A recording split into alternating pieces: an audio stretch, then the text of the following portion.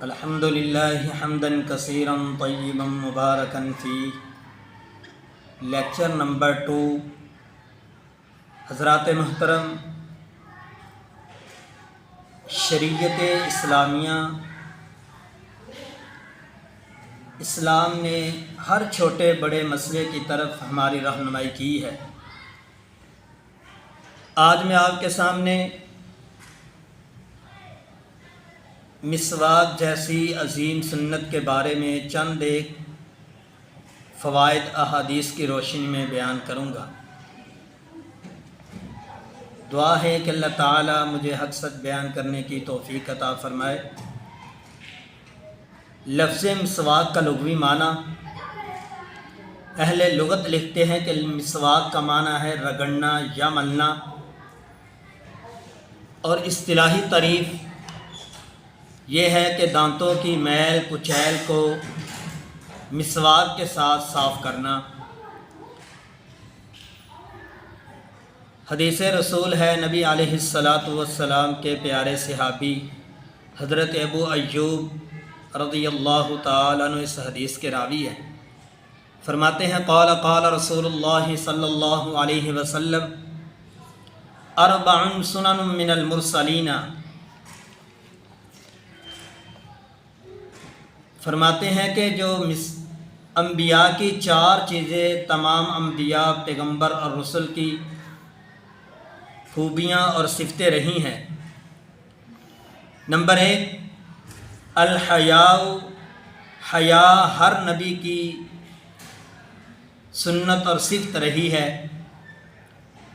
والتعطر، اور خوشبو لگانا، خوشبو استعمال کرنا، یہ بھی ہر نبی کی سنت اور طریقہ تھا۔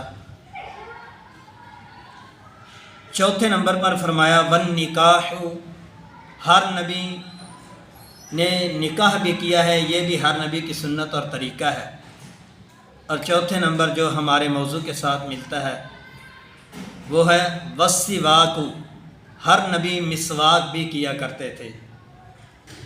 اس حدیث سے ایک تو مسئلہ یہ سمجھ میں آیا کہ جو یہ مسواک ہے یہ پہلے انبیاء کی بھی سنت ہے، پہلے انبیاء کا بھی طریقہ ہے، اور دوسری کہ ہمارے آخری پیغمبر علیہ السلام کی بھی یہ سنت اور طریقہ رہا۔ بلکہ شریعت اسلامیہ میں مسواک کے بارے میں بہت زیادہ زور دیا ہے۔ آپ علیہ السلام بہت زیادہ مسواک کا اہتمام کیا کرتے تھے۔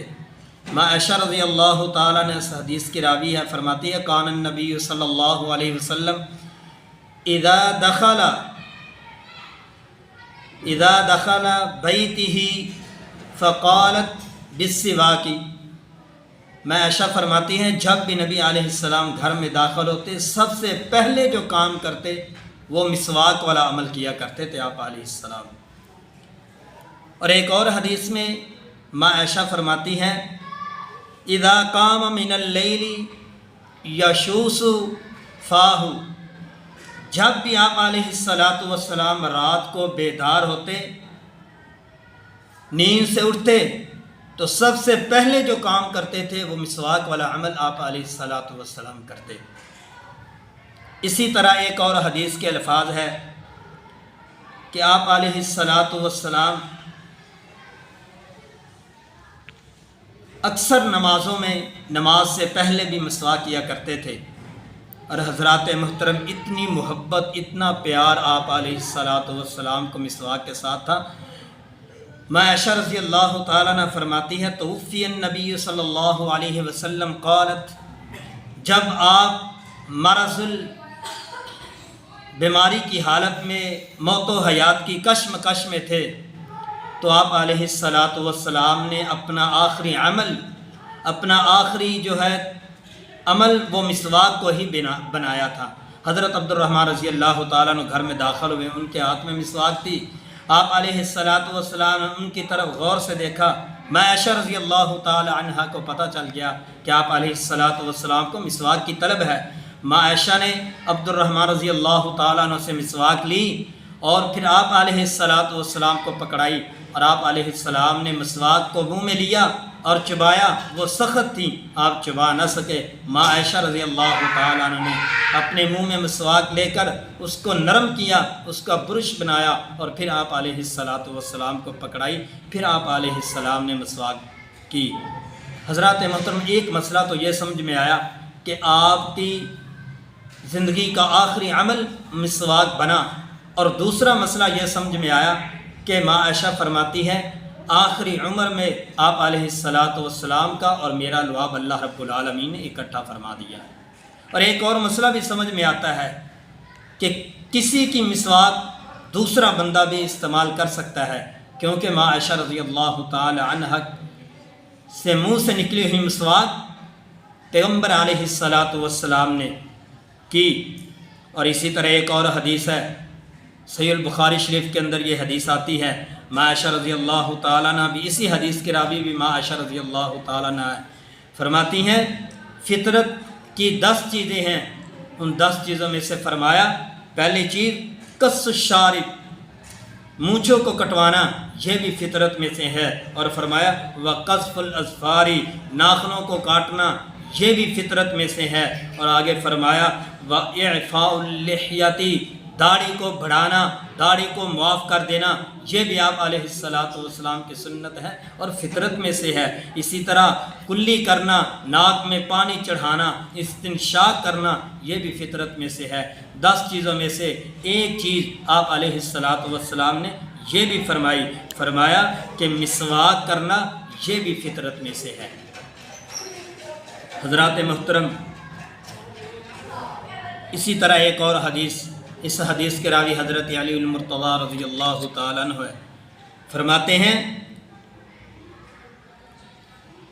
کہ جب بندہ رات کو بیدار ہو کر کھڑا ہو کر نماز پڑھتا ہے فَيَسْمَعُ لِقِرَاءَتِهِ فَيَدْنُو مِنْهُ حَتَّى يَضَعُ فَاهُ عَلَى فِيهِ، جب بندہ مسواک کر کے رات کو کھڑا ہو کے یا ویسے قرآن کی تلاوت کرتا ہے تو اللہ کے نوری ملائکہ اس کی تلاوت سننے کے لیے آ جاتے ہیں۔ اور حدیث کے الفاظ ہیں، حضرت علی المرتضیٰ فرماتے ہیں کہ جو بندہ مسواک کر کے قرآن کی تلاوت کرتا ہے، فرشتہ اس بندے کے منہ کے اوپر اپنا منہ رکھ لیتا ہے، اس بندے کے منہ سے جتنے بھی قرآن کے حروف اور کلمات نکلتے ہیں فرشتے اس کو اپنی خوراک بنا لیتے ہیں۔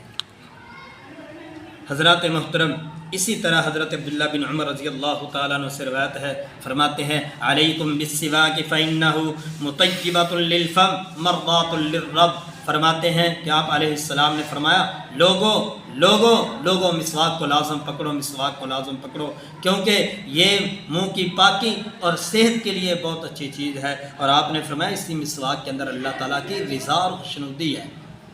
دیکھو حضرات محترم، ایک لکڑی ہے، جب یہ لکڑی کسی اور کام کے لیے استعمال ہو تو یہ کام لکڑی ہے، جب وہی لکڑی کی مسواک بنا لی جائے تو اس لکڑی میں اللہ کی رضا اور خوشنودی آ جاتی ہے۔ حضرات محترم، یہ تو تھا احادیث کی روشنی میں مسواک کے فوائد اور ثمرات۔